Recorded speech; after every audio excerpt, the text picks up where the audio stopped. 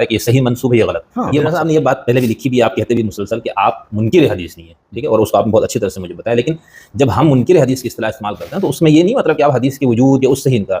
منکر حدیث آپ کے ہونے کا مطلب یہ ہے کہ آپ اس کی دینی حجیت کے منکر ہیں. تو اسی مفہوم میں باقی اہل قرآن پرویز اور جو بھی منکرین جن کو ہم کہتے ہیں اسی معنی ہے. وہ یہ تو نہیں کہتے کہ حدیث نام کی کوئی چیز ہے ہی نہیں دنیا میں, وہ یہ کہتے ہیں لیکن دینی استناد اس کو آپ مت دو, دینی حجیت نہیں بناؤ. اس مفہوم میں تو منکر حدیث ہے نا, تو قرآن ہے اس میں اللہ نے کہہ دیا کہ تبیان لکل شیء ہے, فلانا ہے, تو قرآن کافی ہے دین کے لیے. ان کا تو مقدمہ یہ ہے, اس حساب سے تو بالکل واضح بات کلیئر ہے جو آپ بتا رہے ہیں نا, سمجھ میں آ رہی بات. لیکن اس کے بعد پھر چلے وہ پھر میرا سوال پہلے ہو گیا ان کا. اب جو ہے ڈاکٹر عبدالودود جو پرویز صاحب کے حلقے کا تھا شاید, اور مودودی صاحب ان کے درمیان سنت کی عینی حیثیت کے نام سے کتاب, تو اس میں یہ بحث ہوتی ہے نا. تو آپ مودودی صاحب یہ جتنے بھی حدیث کی حجت کے وہ اسی پہ کہ بھائی اتنے محدثین نے محنت کی, فلانا کیا, ایک ایک شخص نے تحقیق کی, تو چونکہ یہ سارے رائے معتبر ہے تو متن معتبر ہے.